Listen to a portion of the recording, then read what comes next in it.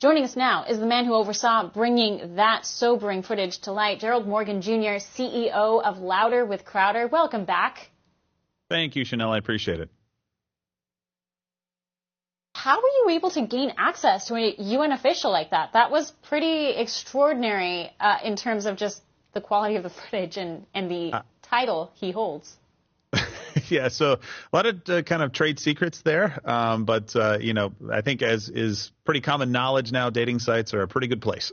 So it definitely looks like there was some access gained on that front. I'll just leave it at that.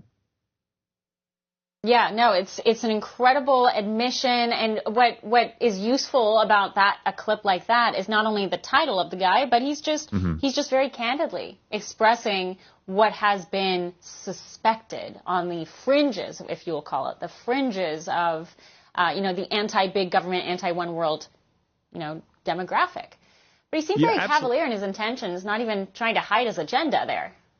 Absolutely. I mean, and he said that he is the definition of a globalist. And I think, like you said, these ideas have been out there for a long time, that the UN is full of these globalists that really are looking out for themselves and not looking out for the individual countries that they are supposed to kind of corporately represent, I guess, as a group.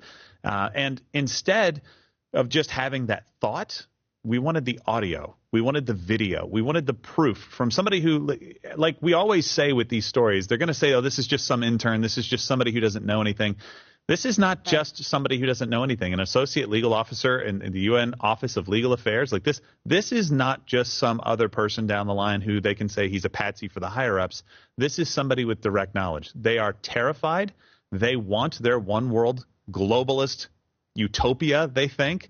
And anything that says America first, or honestly, Britain, France, Germany, Japan, any other country that should be looking out for its citizens first, primarily, and then looking to what do we do in the rest of the world and having a debate on what that looks like, that is a threat to their power.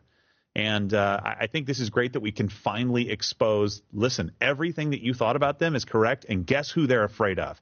They didn't say Joe Biden. They didn't say Barack Obama when he was in office. They didn't say anybody on the ticket right now on the left, Harris, Waltz, nobody. They said they fear Donald Trump because he will go in and do what he's done before, defund and threaten to pull out of the WHO and other organizations if we need to.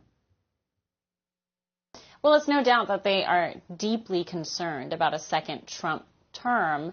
And ultimately, and you hit on this just briefly, ultimately this is all about control. They want to control other countries, other nations, other citizens. And this nationalist movement, this movement that says we want to put our individual citizens first, we want to have strong borders, that goes very much against all of this. And I know that you guys have been doing work too on some of these border stories.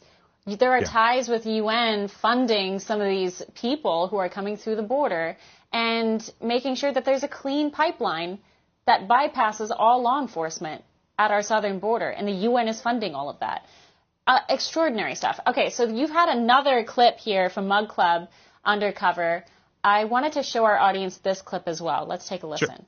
Nation, as an institution, is going to survive a second term by Donald Trump. The United States government funds 27% of the UN budget. Is that more than anyone else? Oh, by a long stretch. A United Nations without the action of the United States backing it up, it's not going to be effective.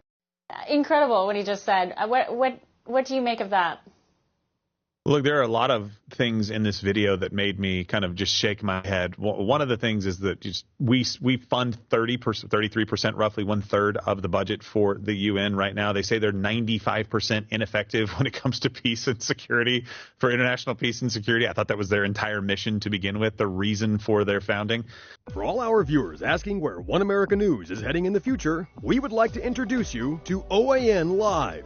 OAN Live is the best way to stay up to date on all of the hard-hitting, straight-shooting, national and international headlines. And the best part is, OAN Live is only $4.99 per month. All the credible, honest, unbiased reporting One America News offers at a fraction of the cost of cable. Just go to OANN.com to easily sign up for OAN Live and stay informed.